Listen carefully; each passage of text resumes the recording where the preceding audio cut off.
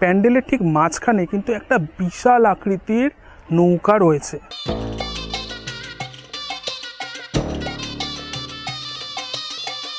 আমাকে দেখে বুঝতেই পারবেন যে নৌকাটা কতটা বড়। এখানে ঢুকেই প্রথমে আমার যেটা চোখ কাড়লো এবং সাথে মনটাও কিন্তু কাড়লো এই আর্টটা।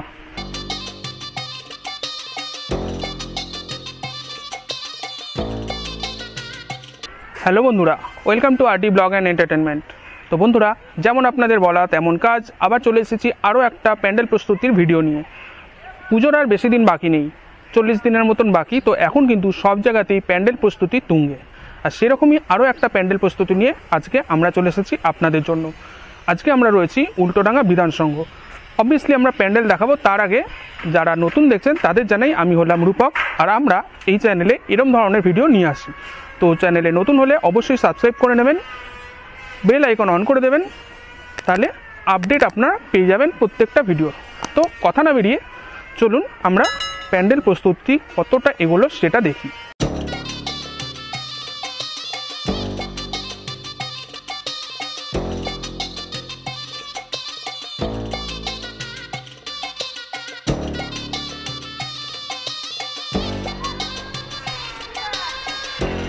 তো বন্ধুরা, আমরা উল্টোডাঙ্গা বিধান সংঘে দুর্গাপূজা প্যান্ডেলের প্রস্তুতিতে অলরেডি চলে এসেছি।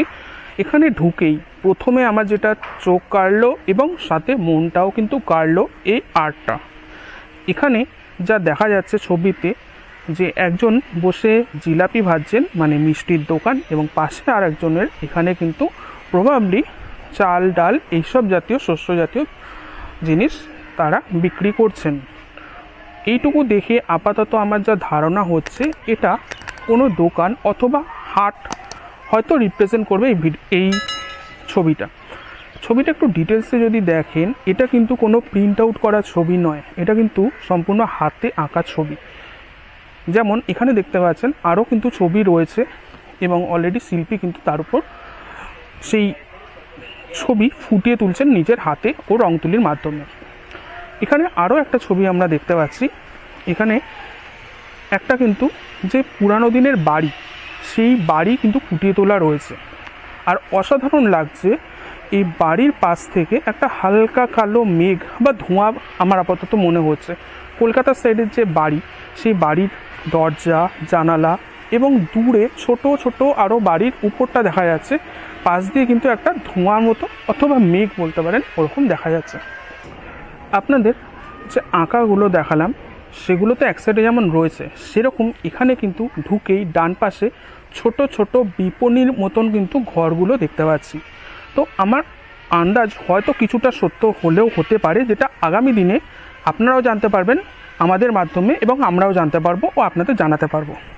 আমার মনে হচ্ছে এগুলো কিন্তু যেমন হাটেতে বা মেলাতে ছোট ছোট দোকান থাকে, সেই রকম দোকানই কিন্তু এগুলো তৈরি হচ্ছে। যেমন এখান থেকে দেখলে 3খানা দোকান, এবং এরপরে এখানে এখানে এখানে বিভিন্ন আকৃতির বিভিন্ন ধরনের শেপের দোকানগুলো, প্রত্যেকটাই কিন্তু একে অন্যের থেকে কিছুটা হলেও আলাদা। যেমন এই দোকানটায় র্যাকগুলো করা রয়েছে, এখানে কিন্তু আবার সামনে কিছুটা দোকানের জিনিস রাখার জায়গাটা রয়েছে, এবং ভেতরে র্যাক রয়েছে ও ঢোকার জায়গা রয়েছে। এটার আবার যে র্যাকটা রয়েছে সেটা দোকানের ভেতরে, আবার এটা একটু টিনের সেট দেওয়া ছোট্ট করে দোকান, এরকম ধরনের রয়েছে। তারপরেই এখান থেকে একটা কিন্তু সিঁড়ি উপরে উঠে যাচ্ছে। এরপরে প্রবাবলি এই সিঁড়ি দিয়ে উঠে গিয়ে আমরা ওদিকে মূল মণ্ডপটা রয়েছে, যেটা এখান থেকে দেখতে পাচ্ছি, সেটাতে যাব। এই পুরো প্যান্ডেলে প্রবেশের পরের যে বেসটা, সেটা কিন্তু একটু অন্য ধরনের। মানে লক্ষ্য করবেন, এই টোটাল জায়গাটা কিন্তু মাটি থেকে না হলেও 2 ফুট মতো উঁচুতে। তারপরে রাস্তার যে ফুটপাত হয়, ঠিক সেই রকমই কিন্তু এখানে ফুটপাতের মতন সৃষ্টি করা রয়েছে, এবং ফুটপাতের পরে যে দোকানগুলো হয় সেই রকম কিন্তু রয়েছে। এখানে অলরেডি একটা দেখতে পাচ্ছি পুরানো দিনের যে জানালা হয়, সেরকম একটা জানালা স্ট্রাকচার কিন্তু এখানে রাখা রয়েছে। এটা আপাতত উল্টো করে রাখা রয়েছে, কিন্তু আকৃতিটা দেখে বোঝা যাচ্ছে এটা একটা জানালা। এখানে কিন্তু এখনও প্রচুর পরিমাণে কাজ বাকি রয়েছে। এখানে দেখতেই পাচ্ছেন অনেক প্লাই ও অনেক বাটাম বাঁশ রাখা রয়েছে, যেগুলো দিয়ে কিন্তু আরও অনেক স্ট্রাকচার বানানো বাকি রয়েছে। শুধু এইটুকু যেটুকু দেখছেন এইটুকু তো কিছুই না, এর থেকে আরও অনেক বেশি জিনিস কিন্তু এখানে আমরা দেখতে পাবো।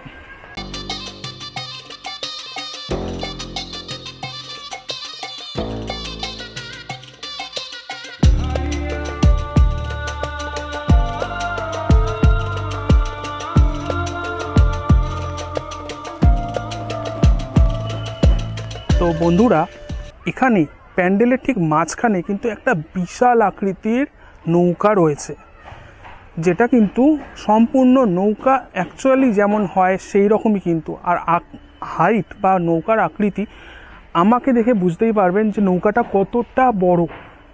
কতটা বড় আমার আকৃতি থেকে নিশ্চয়ই বুঝতে পারছেন, আন্দাজ করতে পারছেন। তো এটা কিন্তু একটা খুবই ভালো জিনিস, মানে আমার ভালো লাগছে যে এত বিশাল একটা নৌকা কিন্তু এই মণ্ডপে তৈরি করা হচ্ছে। নৌকাটা কিন্তু বিশাল আকৃতির,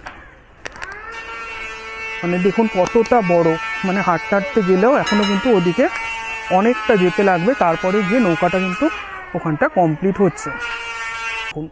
ওই জায়গা দিয়ে এন্টার করা হবে এবং তারপর এখান থেকে উপরে ওঠা হবে। উপরে কি আছে আমরা এখন দেখতে পাচ্ছি না যেহেতু কাজ চলছে, কিন্তু মাঝখানে কিন্তু একটা বিশাল আকৃতির নৌকা রয়েছে এবং তারপর এই দিকে গেলে কিন্তু মূল মণ্ডপে প্রবেশ করা যাবে। এদিকে কাজ চলছে তাই আমরা এদিকে এখন যাব না। মেন আপনাদের নৌকাটা দেখাই যে কতটা ভালো লাগছে, আমার কিন্তু দুর্দান্ত লাগছে। যেমন নৌকার এই পাশে মাঝি বসার জায়গা এবং দুই পাশে যে নৌকাটা উঁচু করা রয়েছে, আগেকার দিনে যে রাজরাজাদের নৌকা যেত বা যে বাণিজ্য করতে নৌকা যেত সেই নৌকায় কিন্তু এটা তৈরি করা রয়েছে।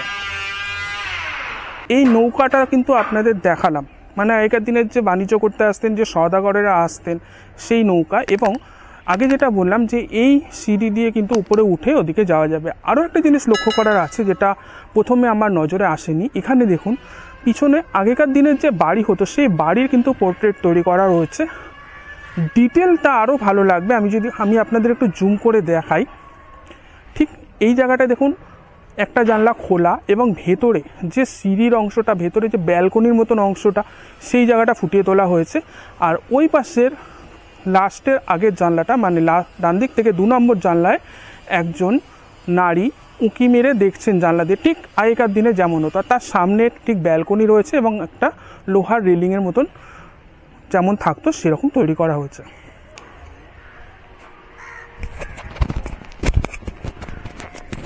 তো বন্ধুরা, আপনাদের যে বাড়ির মতন অংশটা দেখাচ্ছিলাম, দেখুন এই কাছ থেকে একটু দেখানোর চেষ্টা করছি কতটা সুন্দর ডিটেলস কিন্তু এই বাড়িটার মধ্যে ফুটিয়ে তোলা রয়েছে। এছাড়া মনে হয় আরও অনেক কিছু হবে, যদি লক্ষ্য করেন আমি শিওর না। এই গাছের এখানেও হয়তো কিছু হতে পারে, কারণ ওই সাইডটায় কিন্তু একটা মানে কিছুটা জায়গা বেঁকানো রয়েছে, এরম ধরনের একটা জিনিস ক্যামেরার মধ্যে দিয়ে হয়তো বোঝা যাচ্ছে না, বাট আমি এখান থেকে দেখে যা বুঝতে পারছি এই ক্যাপগুলো দিয়ে ওখানটা একটু বেঁকানো ধরনের হয়েছে। তো প্রবাবলি হতে পারে হয়তো যে জেটি বা আগেকার দিনের গঙ্গার ঘাটে যে নৌকা দাঁড় করানো হতো সেই জিনিসটা হয়তো এখানে তুলে ধরা হচ্ছে। এবং এক কথায় বলাই যায় প্যান্ডেলটা কিন্তু দুর্দান্ত হতে চলেছে।